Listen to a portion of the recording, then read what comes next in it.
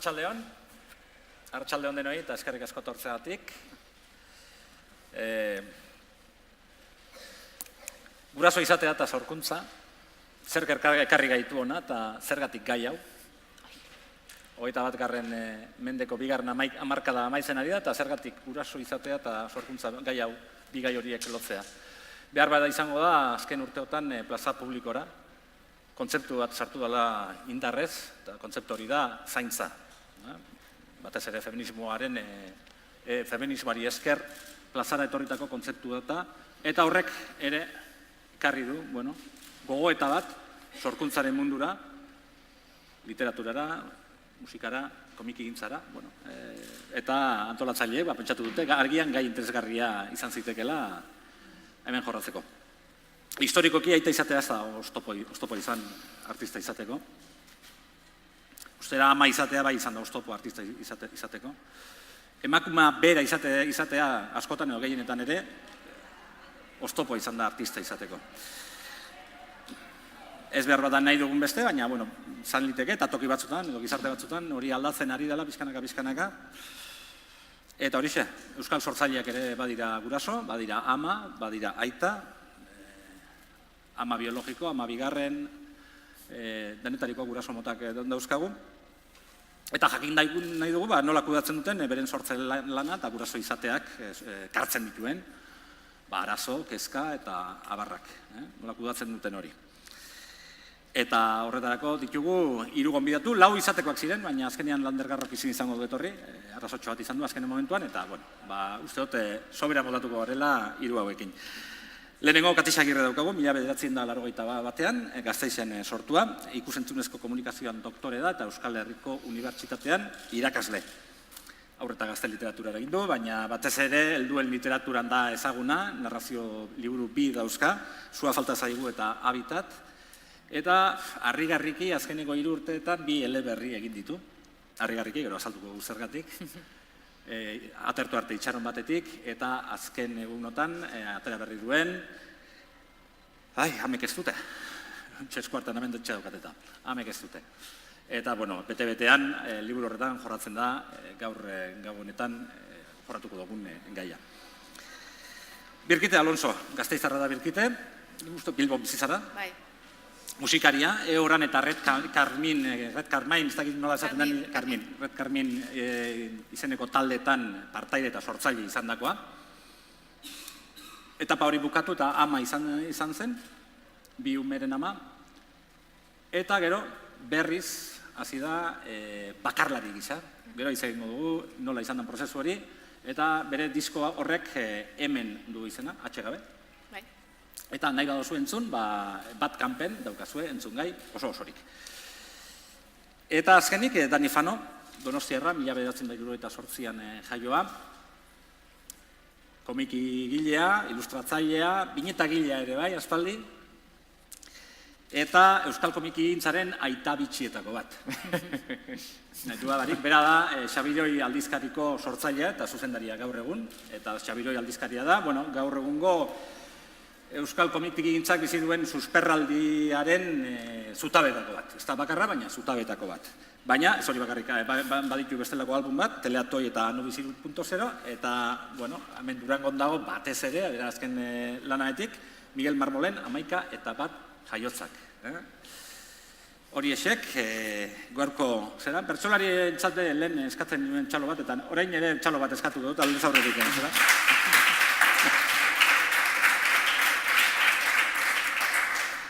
Katisa zurekin hasiko dut, hamek ez dute da zure azken lana, berria. Eta, izenburutik hasita, amatasuna du gai zentraltzat.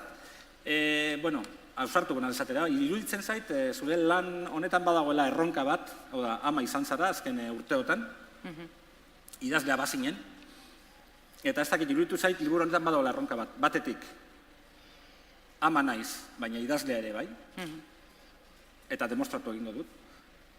Eta bestetik, idazle izan da, jakingo dut, amatasuna gai moduan aberatsa eta interesgarria izan daiteken gai izan daitekela irakurgaren zat. Nola sortu zen liburu honen.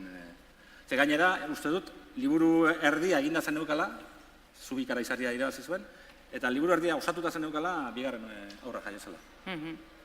Ba bai, arratsaldeon guztioi, eta eskerrik asko galderagatik ere, ze uste dut bete-betean asmatu duzula, eta labur bildu duzula, ja, nola ikusi dudan nik gai hau, nola jorratu nahi izan dudan, beraz ez dut beste zer erantzi behar, ez da gine. Bai, egia da nik planteatzen dudala gatazka moduan, alde batetik, amatasuna eta sorkuntza, bi jarduera horiek batu nahian, eta askotan horrela bizi izan dudala, gatazka moduan, edo ezintasun moduan, ama bihurtzen zara, eta batean ezin duzu idatzi, ezin duzu besterik egin ez bada pardelak aldatu, titia eman, berriro pardelak aldatu, eta badakizue. Hortik pasatu zaretenek badakizue zer den. Eta orduan, hoixe, erronka, ezta? Horri buelta eman alizatea, pixka bat mundu isolatu horretatik atera, amatasunaren mundu isolatu horretatik atera, eta nire aurreko identitate hori berreskuratu. Zeni ere, banintzen idazle aurretik, ezta? Eta berreskuratu bestelako elementu batekin, ja, nolabait amatasuna ez da oztopo hor, baizik eta bihurtu da lehen gaia. Bihurtu da gaia, ez? Ze ikusten duzu dela gai bat, naiz eta literaturaren historian jorratu ezten, eta horretaz ere hitz egin dezakegu, zergatik eta bar, askotarako ematen duela, eta badela aberatsa, eta badela joria, eta historio asko kontatu daitezkela horren bueltan, ezta? Orduan, bueno, zuk esan bezala, momentu horretan, egoerari buelta eman, eta esan, ez nik orain jorratuko dut hau, ikuspuntu emozionaletik, baina baita intelektualetik ere, eta ea zer ateratzen den. Birkit, taldetan ari zinen musikari, baina halako batean erabaki zen duen, ama izan zinen, erabaki zen duen. Bai, kontu zibbehar dut, hanka esartzeko. Bai, gauza oso personalak ere badira. Hori da. Egin zuen, pasatu zuen nuen prozesu hori, eta halako batean, entzun eta irakurri dizut, esaten, beharra sentitu zenuela berriro, nola izan zen prozesu hori, eta zergatik ze. Disko horretan gainera, hainbat gai jorratzen dira, bikote harremanak, emakumetasuna, ama izatearen, zera, eta ama eta umearen arteko harremanak. Nola izan zen prozesu hori? Prozesua hori zen, beste nire burbuxatik nentorren, ez? Musikariaren burbuxa, sortzailearen burbuxa, ez? Musikariekin, kontzertuak, jaialdiak, gaua, eta barrez, da batean guzti hori desagertu zen, eta neure sortzaile hori desagertu egin zen, hainbat urtez, ez? Ez dago, esparrurik, hasierako bi urteetan edo, nik behintzat, musika ez da nire lanbidea, ni irakaslea naiz. Lanbidea balitz, agian, zerbait denbora tarte handiago, zabalagoa izango nuke, baina orduan desagertu zen denbora, eta niretzako denbora eta hori lantzeko denbora. Eta horrela, pasan nituen, bi aur izan nituelako, 5 urte, 2 eta erdi eta 2 eta erdi. Nik hor kokatzen dut, aulkia uzten duzun momentuan, askatzen zara, aulkia da estigma, niretzat izan da, estigma izugarria, honek markatzen nau, ama naiz, pom. Eta eskutik eramaten hasi nintzenean, orduan sentitu nintzen kapaz, zateko, aurrera. Eta horre diska sortzen hasi nintzen hortxe. Eta batean etorri zitzaidan, pasatutako guzti hori, ze momentuan ez zara jabetze, momentuan sentitzen duzu zerbait falta zaizula, baina ez zara konturatzen ze beharrezkoa den zu horregotea, umearentzat eta zeure buruarentzat, ahaztu behar duzu beste guztia eta konzentratu horretan. Baina pena bat zegoen barruan, behar bat, ez dakit itutzeko gogoa, eta heldu zenian, orduan, batean etorri zan, letrak, abestiak, dana, pasatu da, eta hemen da guztia, eta hor sortu nuen diska. Hitz egin modugu gero, badago kanta bat bereziki, barrutik barruan zenekoa, hitz egin modugu aurrerago, baina Dani, zuke, Miguel Marmol, El Salvadorreko sindikalista iraultzaile bati buruzko lana egin duzu, 8 urteko lana izan da, lan monumental bat da. Bizitza osoa, 20. mende osoa agertzen da liburu horretan, baina lehenengo kapituletan, nolabait lotzeko gaiarekin, bai ikusi dut, agian ausarta da esatea, guraso baten begiradatik egin da dagoela, izan ere, lehenengo kapitulu horretan, 2 ataletan izango nuke, Miguel Marmol jaio berria da, Jaiotzaile ikusten da. Aur jaio berria ikusten dugu. Eta badago, esena bat ere, iesaldi batena, uste gero Miguel Mármol oso gazterik, iaia nerabea izango nuke, guraso bera aita da, eta esena bat dago, iesaldi batena, pardelak aldatzen ari dira. Esango nuke hori behar bada bai, baina guraso esten batek halako naturaltasunez behar bada elukela egingo. Ez dakit nola ikusten duzun, bueno.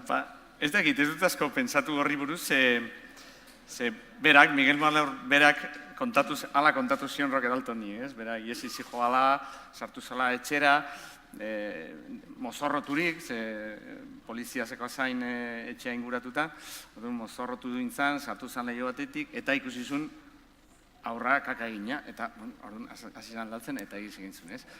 Anekdota benetakoa da. Bai, benetazkoa da, berak kontatuta, ez? Baina egia da, Ibai, nire semea jaio zala tarte honetan, berak 6 urte ditu, eta liburu honek 8, hor erdian sortu zen bera. Nik beste estena batean, esango nuke askoz gehiago eragin didala, ez? Miguel Mármolen semeak kontatu zian nola bere anaia txikitan hil zen difteriarekin, eta anekdota oso fuertea da, aur baten eriotza, eta bai hori marrasteko eta planteatzeko garaian, hor bai nabaritzen nuen nire guraso izatearen, nire aita izatearen eragina hor bat zegoela, nola enfokatu, nola bizi, nola... Nik uste aur bat dakasunean hori fantasma bat bihurtzen da, ez? Eta hori ikusten zunean edo zein kontakizun benetazkoa edo fikziozkoa izan, ostras, jartzen zaitu, hola, ez? Eta hori nik jarri behar izatea, izan zen, nahiko klups. Azken lanei buruz hitz egin dugu, horien mamira joango gara, zuen eguneroko tasunean, interneten bila egin naiz, informazio bila. Egia esan, autolaguntzako liburuak eta horri buruzko informazioa zartu dut, eta azkenean baztertu dut, eta aberatsasko, kantari eta autore aberatsasko, normalean babysitter bat daukatenak beren umeak jagoteko, beraz baztertu egin dut hori. Eta imaginat, jarri naiz pentsatzen, zuek nola bizi dituzuen zuen. Eta bat, lehenengo gauza buruatu zaigana da zaratarena. Aurrek sortzen duten zarata, zuen sortzeko daukazuen behar izana, imaginatzen dut isiltasunarena, edo hori aldatu da guraso zaretenetik, zarata nola kureatzen duzue. Hau da, ume baten bizitasuna, etxean, etxe barruan, imaginatzen dut, irurok, berkitzuk ere uste dut etxean sortu dituzula zera, idatzi ere bai, eta nola egiten duzue, lan ume bat bueltaka duzuela etxean? Ala kanpoan dago. Lotzen ditugu. Normalean, idealki, umeak ez daude. Itxaroten duzu, umeak aurreskolara, eskolara, noiz joango eta orduan idazten duzu. Egia da egokitu zaidara noiz benka, zer bukatu behar izatea, edo agian itzulpenak egitea, igual automatikoago egiten dudala, edo zerbait, eta nik baditut eszenak idazten ordenagailuan eta umea gainean, edo umea titian, olako estena asko baditut buruan, ez? Eta inkluso esan diot lagunari egin argazki bat, ze hau dokumentatzeko moduko zera bada, ezta? Baina ideialki nik uste du zerbait seriotasunez egiteko behar da norberarentzako gela propio hori, ez? Aspalditik errebindikatzen dena emakumeentzat, baina edo zeinentzat egia esan da beharrezkoa da, bai. Etxean badakagu, asteburuetan, astean zehar ezinezkoa dute, ensaiatzea. Baina asteburuan badakagu tartetxo bat hor arratsaldean, norberak, horrela ezarri dugu, norberak berea egiten duen. Orduan tartetxo hori ja nagusiak dira, 8:06, eta tartetxo horretan 2 ordu edo ditut, niretzat, hor, eta kaskoekin gainera ensaiatzen dut, beraz zaratarena ez dut antzematen gehiago. Baina norbera da, berean, haiek bideo-jolasetan normalean, ze asteburuko gauza da bideo-jolasak, gero aita bere gauzak egiten ere, eta ni neurea. Orduan, hor, kokatu dugu etxean momentu bat horretarako. Orduan, lasaitasuna dago. Bai.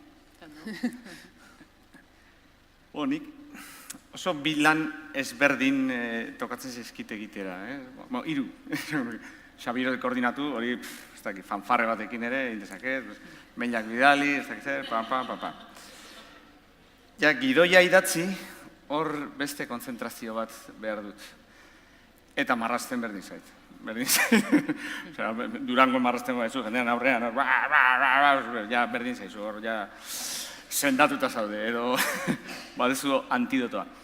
Baina bai egon zan garai bat, Ibai txikia zanean, sorkuntzarako niretzat nahiko antzu, ez? Gero, bera jamaite hasi zanean lanean, gaixotzen zan bakoitzean, ni nago etxean, orduan nerekin egoten da, ez? Beti, bera gaixotzen danean. Eta gero, zorionez, Ibai oso mela saia da, bera dago bere gauzetan, eta entzuten duzu txoritxo bat ezela, eta hori guztaren zait, osea, traba izan beharrean, polita eta dena iruditzen zait, ez? Eta gero beti gogoan dute Juan Luis Landak, nahi esan dako Juan Luis Landak ni baino 3 urte zarragoa da, bera aita izan zen gazteago, ni nahiko adinarekin izan nahi zaita, eta behar zen. Ez galdu zure semearen adinau, ez dakizar, gero azten dira, orduan askotan egiten dut, bota eta jun. Gero hori, konbentsatu beharko da, gau batean edo beste egun batean. Baina bota eta jun. Ze merezi du. Birkitek aipatu du, zeharka, baina bikotea daukazu 3, nola kudeatzen duzue hori? Hau da, negoziazioak gogorrak izaten dira, imaginatzen dut, sorkuntza lan batean zaudenean, ez dela erreza sorkuntza horretatik ateratzea. Hau da, nahi duzula momentu oro lan horretan egon, eta ibili eta aritu. Ez da posiblea izango beti. Nola kudeatzen duzu hori? Nola negoziatzen duzu? Holan egoismoz jokatzen duzu eta lan honetan nabil, eta nik egingo dut, eta zain duzuke umea. Guk eramaten dugu kontabilidade zorrotz bat, eta orduan nere ordu bat, bere ordu baten kontra, beti. Dena, edo gau bat kanpoan, orduan nik beste gau bat kanpoan. Hori oso zorrotzen ematen dugu, eta ondo dijoakigu orain arte. Nere kasuan, uste dut, sorte duna naizela, bikotekidea ere idazlea delako, eta ulertzen duelako. Zer den idaztea, ez? Igual beste batek eluke ulertuko, zertarako hainbeste ordu, hain gutxi produzitzeko, ez? Baina aldiz, nire etxean hori ulertzen da, errespetatzen da, eta orain arte mantendu izan dugu, baina beti ere justoak izaten eta denboraren banaketa hori modu oso zorrotz batean aurrera eramaten.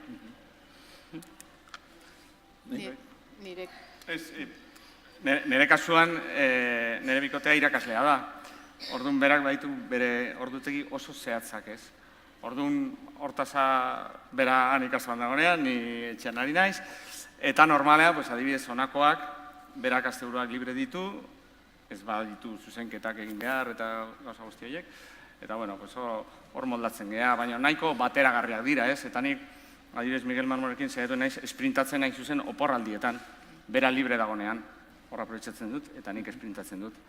Eta karo, bera han ikastoan dagoenean, nik ezin dut ezer egin, ni aurra gaixo badoin bago, nik euki beharret, ez? Baina gero ulermera, zuko esan dezuna, askotan kosta egiten zaio ulertzea prozesua. Normala da, ez du oso inteligentea da, baina ez du bizi, ez? Eta askotan nik jatzen nintzanean, emoten nabil lanarekin, ez? Edo gehien beharko nuketa. Oin da kasu ordu erdi, egin! Zeinko betora, bineta bat, beso bat marraztu. Ez duela funtzionatzen.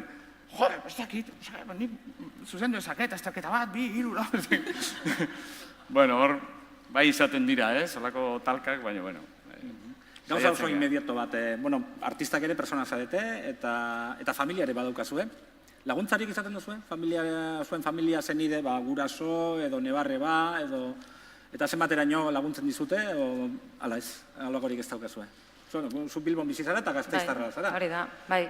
Guk ez daukagu familiarik ez batena ez bestena Bilbon, orduan, asteburutan joaten garenean Gasteiza, bai egiten dugula.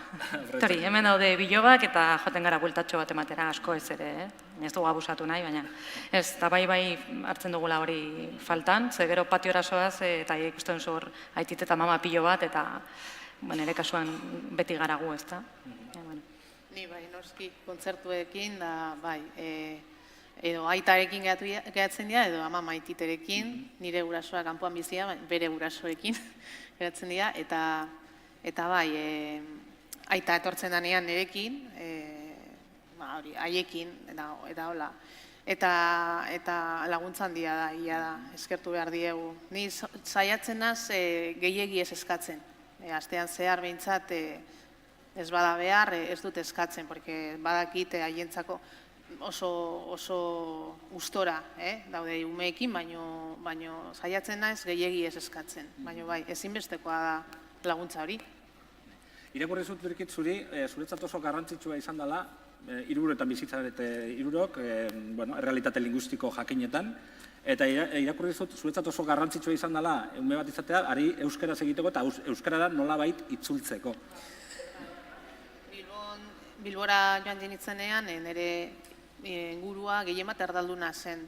Horrela sortatu zen, Laguna Gasteizen, Euskalduna Gasteizen, da Bilbora iritsi, eta taldekideak eta dana erdalduna zen. Eta ikastolan irakasle, lanbidean euskara jorratzen duen, baina nire egunerokoan ez.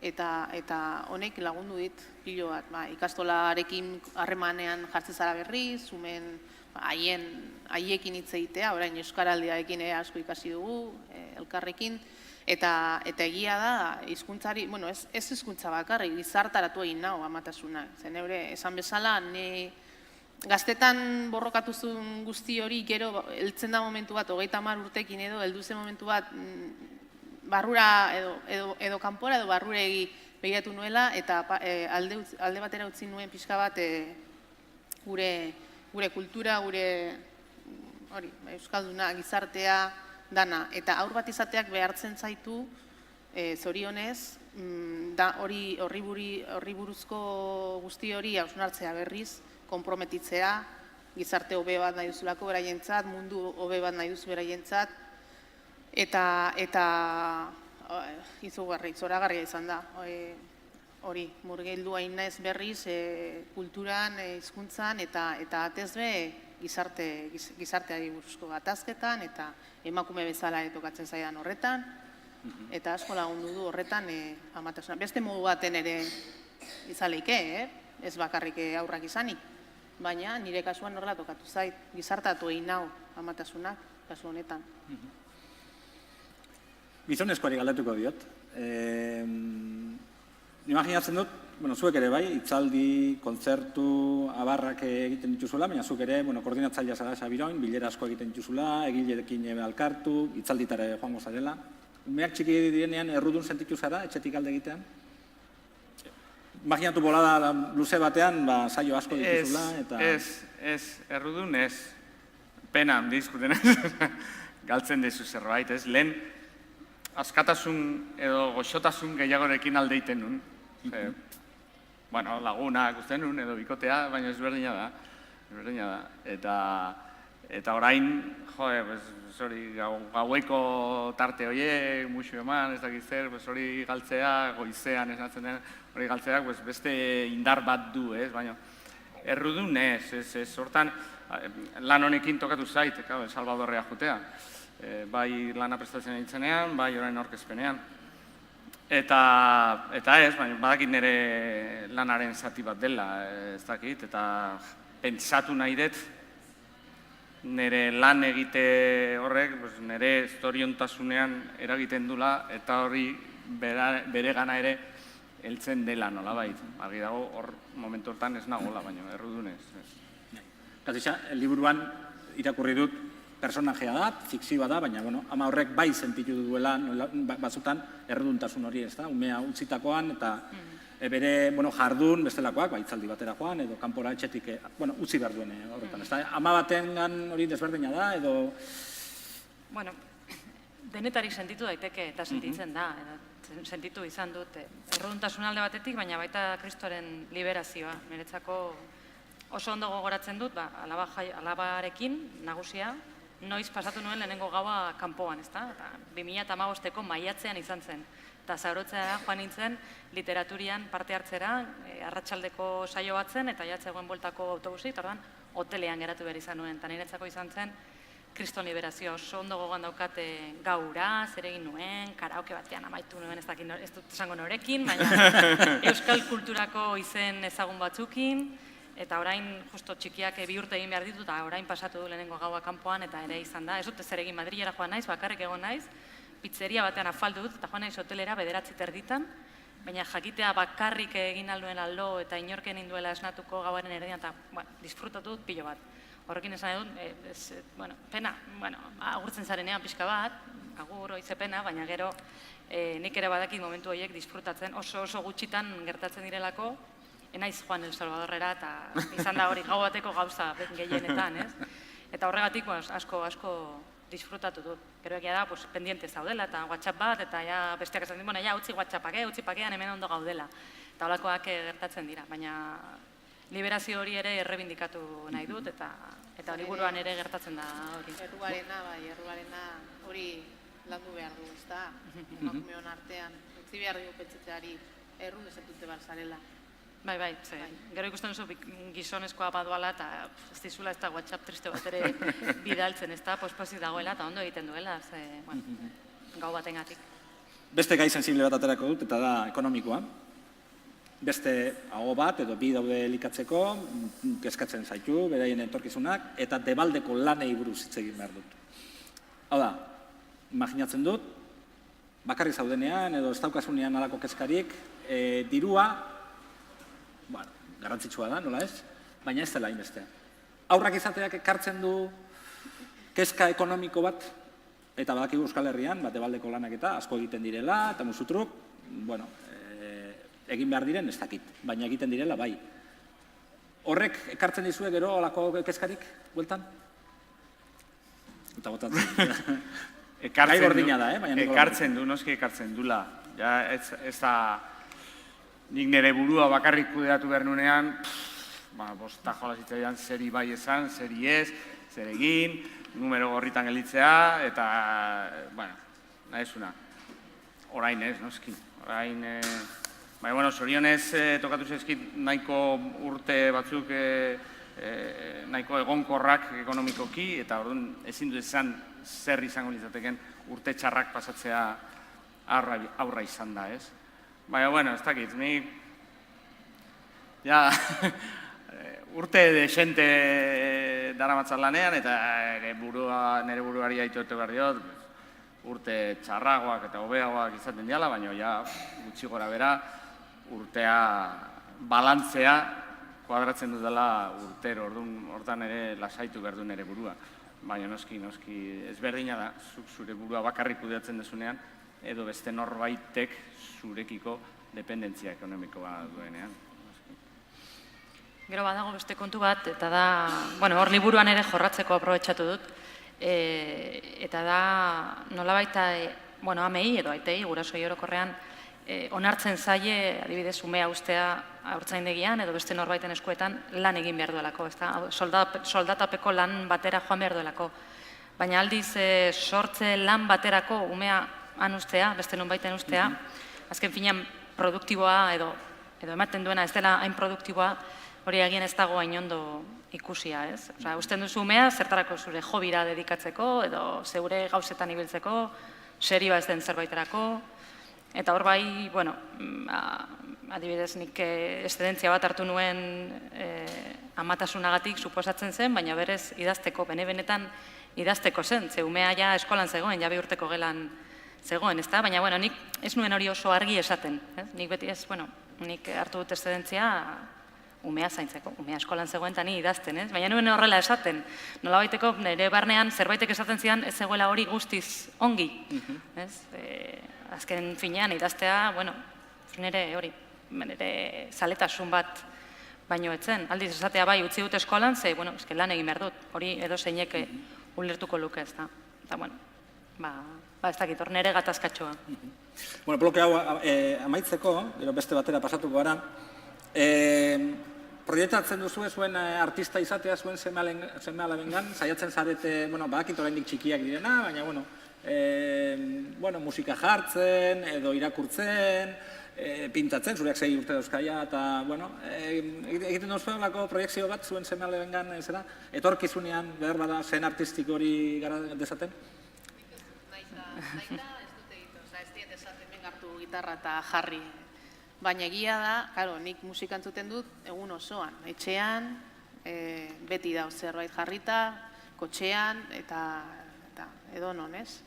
Eta orain, hasi naz konturatzen, zerbaiterako balio izan duela, eta hasi dela haiek abesten, eta sortzen abestiak, eta letrak, rapeatzen hasi dira, eta eskatzen niri ere, ama, benga, jo, eta nik askoekin da abestuko dut, eta nahi gabe, enuen nahi, nahi eta egin nuen, enuen nahi eragin nahi, eta behitxut, bai, zerbait iristen zaie, eta badute horre artista bena hori, bai. Ni bat ere baina hor nire arazo bat dela uste dut, nik. Badut olako fantasma bat ez da gizuei gertatzen zaizuen. Guk badakagu beste lanbidek ez duten oihartzun bat. Behar degulako. Berrigor behar degulako. Orduan medioetan ateratzen geha, kasu egiten digute, leku bat eta juten zea marrazten dezu eta egiten dizute. Orduan nire fantasmetako bat da hori nire aurrarentzat zama izatea, ez? Ze gezurretako da, hori gertatzen da behar degulako. Segurazki, ez dakit, zurgin batek ez du behar, baina guk behar dugu. Egiten ditugun lanak ez badute behartzunik, ezin dugu ontaz bizi, ez? Orduan hor bai dakatolako borroka bat, diskrezioz, azoketara bera etortzea edo nire izaldi batera edo... Ez ditut esango ez dudala nahi, baina olako... Zea bat ematen dit, beldur, pixkat, ez dakit, tontakari bat izango da. Olako fotografoak egongo direlakoan, eta... Bai, ez dakit, osea... Eta imaginatu ez dela aita bezainona. Hori da, sama hori. Jo, gero dator, ez? Nik kirolaren munduarekin ere harremana dakat, zu kirolari aita bezala, ez? Eta zu ona izango zea aita bezala, ez? Ez nuke nahi jendeak kalak ematea zean ere semeai. Eta ze marrazten duzu aita bezala, eta zen... Ja, karo, inori ezaio okurritzen, ez dakit, labadorak konpontzen dituzu aita bezala, ez dakit, baina guk foko handia daukagunez, edo handiegia, beste batzukin konparatuta, hor baditut nire beldurrak edo nire ez dakit, ez? Orduan, igual horregatik, ez diot, osea, kalaka gehiago ematen dut musikarekin, marrazkiakin, baina musika bai, jartzen dut, asko guztan ezain, nik lan egiten dut beti musikarekin, baina marrazkiakin, igual. Guraso izatea eta, guraso izatea diburuz ari gara, baina guraso izatea eta ama izatea. Gauza bera da, ama biologikoa izatea. Gauza bera da, parean daude, ez da entakit kasualitatean, ikuste dut ez, baina amatasunari buruz, hemen amatasuna jorratu dutenak beren sorkuntzan, zu, eta zu zegia zara. Parkatu, baina... Ez da batere jorratu. Kasualitatea da, bai agian, ez, berdina da, guraso izatea, ama izatea, gai arantzatxua izan leke, baina, eta beharrekoa uste dut. Ama edo aitaren kontsiderazioa. Gai honi buruz hitzeitea kontu zibili behar da, ze noski badaudela aita batzuk super implikatuak eta hasten bazara hitz egiten desberdintasun hauetaz edo pertsonalki batzuk ofenditu daitezke. Baina orokorkerietan jausten bagara edo orokorki hitz egiten badugu, gaur egun oraindik ere amatasuna eta aitatasuna ez daude berdin kontsideratuta eta hori uste dut obvioa dela eta evidentea dela eta doseinek pixka bat gizarteari begira ulertu dezakela edo ikus dezakela, ez da gauza bera, egia da. Berdintasunerantz goazela eta egon direla aurrera pauso handiak, nik nire burua konparatuz nire gurasoekin eta are gehiago Aitona Amonekin eman dugun saltoa berdintasun horretaraino edo horren bidean oso handiak dira. baina oraindik ere ez da gutxiago ere, ez dago berdintasunik, eta ez da inbeste agian etxe barruan gertatu daitekena, baizik eta kanpotik datozen iritziak, ikuspegiak, edo kanpotik datorren aurre, bai, juzgu horrek ere eragina izan dezakela, ez? Adibidez, ni egon naiz, ez dakit, evento literario batean, Euskadi sarietan, adibidez, eta idazle batekin topo egin, eta Jon, nire bikotekidea, galdetzen dize, Jon, ze geratu da umezain? Eta, bueno, ni ziur nago, Joni ez diotela galdetzen gau ez ikusten dute hortik, ze, geratu da Katixa umezain? Ez, Katixa geratu da ama gisa, ez da? Beste aldiz, geratzen bada da, salbuespena bezala, edo iaia mereziko balu pin bat, ez da? Eta lako komentarioak behin baino gehiagotan entzuten dira, eta hor ikusten duzu, oraindik ere kontsiderazio hori ez da berdina, ez. Eta lako anekdota pilo bat kontatu ditzaket.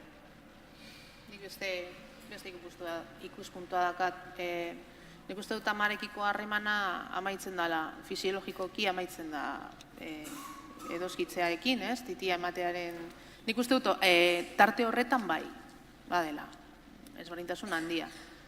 Naiz eta saiatu eta bikoteak saiatzen dien parte hartzen eta hori guztia eskertzen da, baina nik uste dute harreman hori gurea dela, umearekin egotea.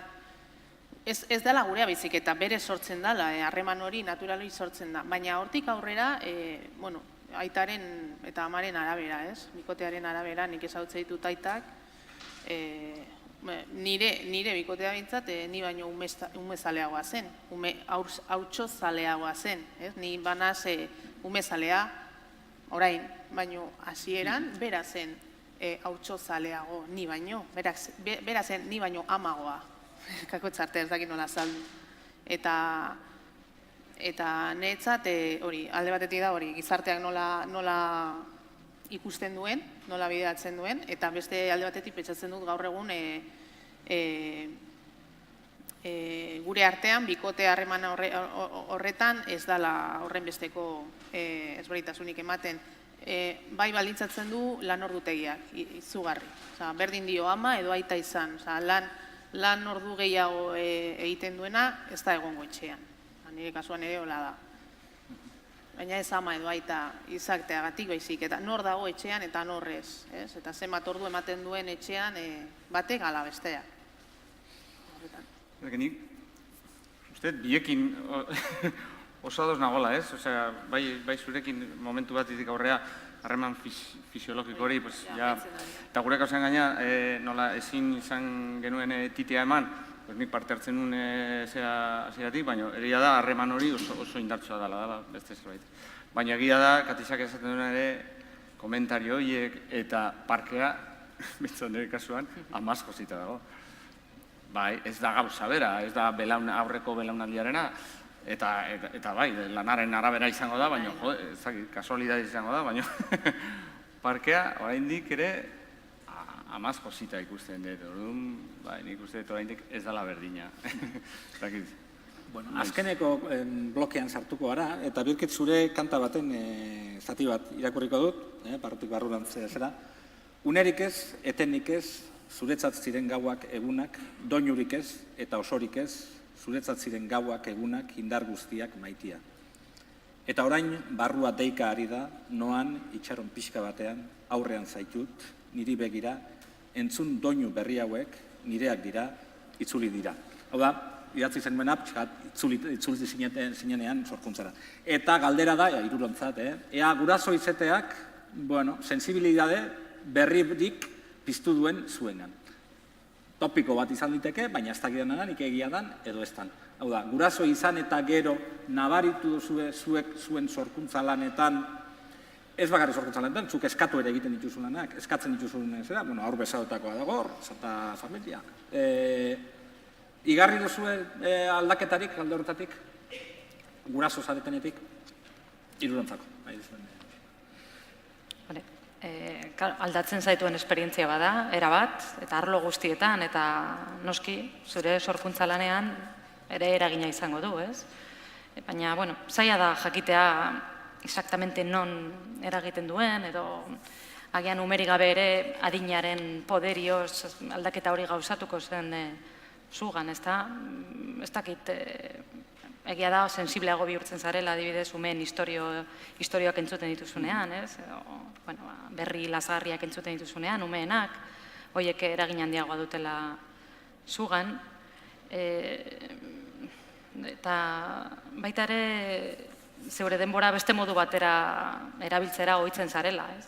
Askoz gehiago baloratzen duzu zure denbora librea, eta zure egoismo momentuak gehiago aprobetxatzen dituzu. Alde hori ere badago, zure parterik ilunena edo egoistena ere gehiago ezagutzen duzu. Paradogikoa dirudi, baina nik ala bizi izan dut behintzat. Bati guztiz emana, abestian esaten den bezala, gauak, egunak, baina gero zeure momentuak eta zeure barneko horiek are egozentrikoagoak bihurtzen dira ere, eta hori ere aprobetxatu daiteke literarioki. Eta gero niri eman dit gai bat, eta nik idatzi dut novela bat horri tiraka, alderretatik erabat surgatu dut, egia bihurtu naiz bizkarroia, gaiaren bizkarroi. Eta gainera, amatasunari buruz idazteko utzi behar izan dut umeak, beste nun baiten, nik da badaukat hori ere, paradoja horrekin bizi naiz, amatasunari buruz idazten ari naiz, eta horretarako itxi dut neure buruan, neure gelan, eta umeak joka ditut, eta ez diet kasurik egiten.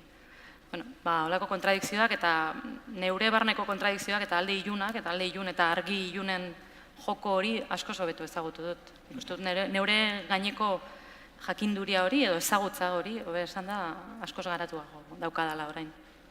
Nire kasuan, abestiak dion bezala, desagertu nintzen, ni desagertu nintzen. Sortzailea desagertu zen, da ama geratu zen, ama pertsona, irakaslea geratu zen, baina sortzailea desagertu zen.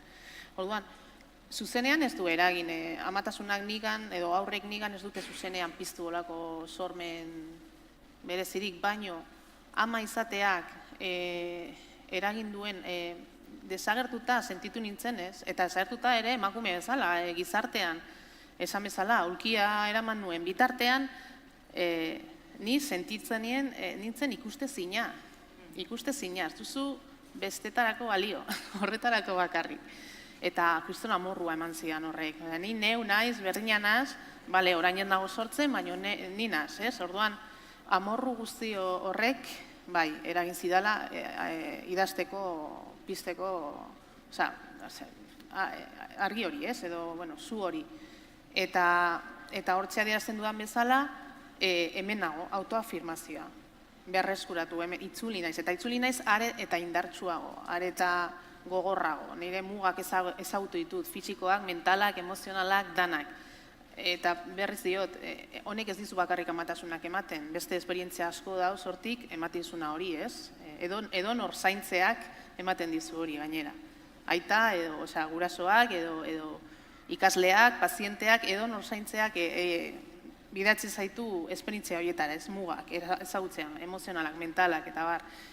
Eta autoafirmazioa, hori bai, eta indartsuago ateatzea esperientzia horretatik, horrek bai eragin didala eta iturri berezia izan da niretzat idazteko eta kejatzeko. Gizarteak nola baztertu nauen, ama izan naizen ama kakotzartean, haurtxoen ama izan naizen bitartean, nola sentitu naizen. Hori igartzen da, ez? Nik beti nire amorrua fokalizatuta daukat karpeteroak uste dut deitzen zaizkiela, ONG-etako kaptadore horiek, daudenak kaletik eta deitzen dizutenak egiteko, beti deitzen didatelako, oraindik ere, nik oraindik silita daukat, amatxu, zu kaletik zoaz, eta amatxu, amatxu! Eta nor zara nire amatxu deitzeko, ez? Errespetu pixka bat. Eta niretzat horiek dira sentimendu hori nolabait gorpuzten duten pertsonak, ez? Karpetero horiek. Nik ez dakit nola eskribatu zehazki, baina bai sentitu naizela baztertuta. Ez dakit nola esan. Bai, nik ulertzen dizu. Ze aulkia desagertu zenean, batean beste... Ja ez dizute amatxu deitzen kaletik, ez? Ja, beste ez dakit nola esan. Gainera, ez dakit asko esatea da, baina inkluso azten za begirada berriak somatzen, como, ostras, bi dituzu eta hortze zoaz, gitarraz dut eraman, era berean, baina, ostras, bi dituzu eta hala ere, kontzertuak ematen da, orduan kontuatzen dira eta azten dira baloratzen, ez? Eta zer gertatzen da, bakarrik kontzertuak ematen ditu dalako, artista naizelako, musikaria naizelako, baina zer gertatzen da beste ama guztiekin, ez? A ber, zer gertatzen da hemen? Bakarrik baloratzen dute zure alde artistiko hori, baina ez humanoa edo ez da egin dola esan, ez? Bueno, rollo luzea da, emakumea eta gizonaren arteko harremana ere. Hori, Katixak esan dara guri ez zaigula gertatzen, ez? Aitetxoten. Nire gertatzen ustean, nire portala esku asko dira, pixu asko eta esku asko. Eta urteak nire matzan hor bizitzen, eta bizilagun askok, ez zioten ez da hitz egiten ere, nahiko gautxorian itzan, parranda, ez da gitzen. Semea jaio, eta hortik horre, denak urbitzen zian, kaixo, zer modu, ez da gitzen. Hori da, jazta, ja, onartu eta zaude, ja. Ez da tipo arraro bat marrazkiak egiten ditune. Gero nik ez dut uste sensibilidade berezi bat, ez beste zerbait baino gehiago, ez? Egia da, Katixak esaten duen bezala, esperientzia oso potentea da, baina oso potentea izan daiteke beste esperientzia asko markatzen zaituztenak, ez? Igual modu konkretuan, aurren mina, ez? Aurren mina, aurren bakardadea, aurren eriotza, igual holako zerbait kontatu behar badet, edo ikusten badet, komiki batean, pelikula batean, novela batean, bestera batera eragiten dit. Hori bai esan dezaket, ez dela ez, ez dela sorkuntzan. Eta nire azken galdera, gero eskari bat egingo dizu, eta nire azken galdera da, lehen sortzailea bizkarroia, nolabaiteko bizkarroia ere badela esan duzu, begiratzen dituzue, aztertzen dituzue, zuen seme alabak, igual oraindik txikiagoa, baina, ez dakit, aztertzen dituzue sortzailearen begiradaz, hau da, gero zuen lanean erabilial izateko, edo kontzientek ezpada ere, bueno, esaten dituztenak, mugitzen dituztenak, euren formak, korputzekoak, ez dakit. Hori bai, hori dudik gabe, nik uste komikigileek patologiaren bat balin badakagu da behatzaileak izatea, ez? Nik uste hor marrazkilariak oroar nahiko behatzaileak garela, ez? Eta bai, hombre, iturri zoragarria da, pentsatzen bat mugitzen dian, ez? Orduan ateratzen dituzte figura, infinitoak, ez? Bai, polita. Nik konstienteki ez, baina badaki eta besti pilo bateako diela honetatik, urrengo lanerako, lan honetan erabili dut haurdunalditik aurrera gertatu zaidana, baina ziur nago urrengo lanerako guzti hau gertatzen nahi zaizkia mobida hauek umeekin dana hori intuitiboki aterako dala. Baina ez, nahita ez dut inoiz. Nahita... Nik orain arte asko ere ez, novelan agertzen da ume bat, baina oso txikia da, eta gehiago dago zentratuta amaren sentimenduetan, eta bere impresioetan. Agian aurrerago, hori da, gehiago aterako dira, edo gehiago behatuko ditut. Bueno, eskaria zein dan argitu aurretik, galderarik edo badokazue, hirukote honentzat, batek, lasai galdetu. Nahi izan eskero ez da derrigorra galdetzea, baina batek galderaren bat badauka. Eskertzen da, bai. Eskertzen da, edo ase baditu zuen jakin guztiak. Ez badago galderarik, nik eskaria egin zuen, hau aldez aurretik eskatu dien bakoitzari. Sorkuntza lan bat, izan diteke pelikula, liburu bat, disko bat, edo zein, aukeratzeko, eta lan horretan, guraso eta seme-alaben arteko harreman bat agertu behar da, eta zergatik aukeratu duten lan hori, zer gustatu zitzaien hortatik, edo zer zen deigarria hauentzat. Katixa, zurekin hasiko gara, zer lan aukeratu duzu? Nik asko aztertu dut gaia, baina badago liburu bat aspalditik ezagutzen dudan, eta oso kuriosoa dena, da 19. mendeko autore bat, Estatu Batuetakoa, Nathaniel Hawthorne izenekoa, bera ezaguna da novela handiak idatzi zituelako, baina badauka bere diarioen parte bat argitaratuta bebai, eta deitzen da 20 egun Julian eta untzitxoarekin. Julian zen bere semetako bat, 3 izan zituen, erdikoa.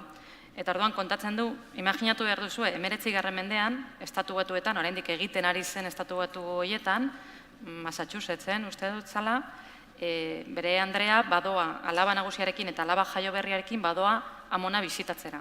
Eta usten dute bakarrik, Hawthorne hau, erdiko umearekin 5 urte zituen Julian honekin, ez?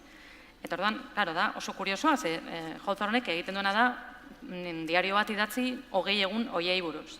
Eta konturatzen zara, ja 8 urte ziren aita zela, lehenengo alaba jaio zenetik, baina konturatzen zara, inoiz ez zituela benetan umeak zaindu. Bakarrik, Julian horrekin bakarrik utzi zuten arte, ez? Eta orduan dana dela berarentzat sorpresa eta dela deskurrimendua eta amaitzen dituela egunak idazten gaur ezin izan dute zer idatzi, ze Julianek etengabe behar nau, eta lehenengo aldiz, ez? Beti egon zelako ziurrenik emaztea hor lan hori egiten, ez? Eta egia esan oso polita da, oso xamurra da, kontatzen ditu anekdota batzuk nola kiskurtu behar dizkion hileak, antza denez, 19 garramean nola egiten zen, olako burdin batzukin, nola egin behar zion, eta zezaila zen hori, eta bere burua usteak, ez? Eta gaur ezin dute zer idatzi, zen nekatuta nagoen, ezin izan dute imaginatu orain arte nekagarria den ume bat zaintzea eta olakoak, ez? Benetan kuriosoa, olako Amerikar literaturako aitetako batek, benetan bizitza familiar eta ume baten hain gertuko kontaktuari buruz idazten. Ahal baduzue gazteleraz badago, anagraman dago, eta 20 días con Julian y el conejito, ditzen da gazteleraz, gomendagarria oso. Apuntatuta. Birkit? Nik uste dut Eider Rodríguezek bikain deskribatu duela batez be ama eta alabaren arteko harremana, bihotz handiegia liburuan, hor kontatzen du, deskribatzen du, nola sentitzen den alaba bat guraso banan duen artean, edo ama batek alaba horrengatik sakrifikatzeko, zer den kapaz sakrifikatzeko hasieran alabagatik, baina gero konturatzen da beragatik dela, ez? Gero jorratzen da ere amak ez duenean onartzen alaba, ez dalako alaba berak imaginatutako, irudikatutako alaba eredu hori, ez? Eta konturatzen da beste ama eta alaba baten harremanari esker nola maite duen beraena. Jorratzen da ere zer gehiago, ama izateari uko edo ja baztertu duena, eta gero mioma bat aurkitzen diote, eta orduan hasten da mioma zaintzen ama baliz bezala, gero erditze apoteosiko horrekin, baita ere alaba bat ez dana sentitzen onartua, amagatik, amarengandik, eta azkenean nola amaitzen duen ama bezalakoa bihurtzen.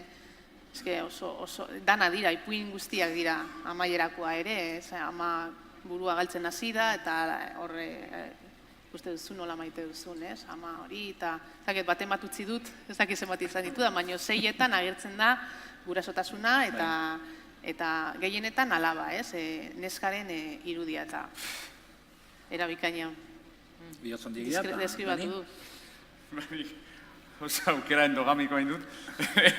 Eta gainera, Euskadi serietan gertatu da, gauza bera gertatuko da, ze Eiderren Santa Familia aukeratu dut nik. Nik uste dut, familiaren disekzio zoragarria indula Eiderrek, bere gaiztotasun maitagarriaren ikuspegitik, eta bere azidotasunetik, eta batez ere, segurazki nire etorkizuna delako, ez? Ze aurra nerabea da, nire aurrak 6 urte ditu, ez da iritsi, baina nera bezaroan egin behar den, eta segurazkizuk, esango ditu, reseteo hori, beste persona bat aurkitzen duzula zure etxean, zure haurtxoa ez dena, prozesu hori nik uste dut, bikain, nik uste dut, Eider ere, aurreratzen, bere nera bezaroan oinarrituta, aurreratzen ze gertatuko zaion, hemendik oso gutxira. Da oso azkar gertatzen da. Oso azkar, orduan, Eider berriz. Oso ondo, hauxe izan dana, espero zuen gustu izatea, txalo handi bat mesedez Dani Ifano, Birkit eta Katixagirrerentzat.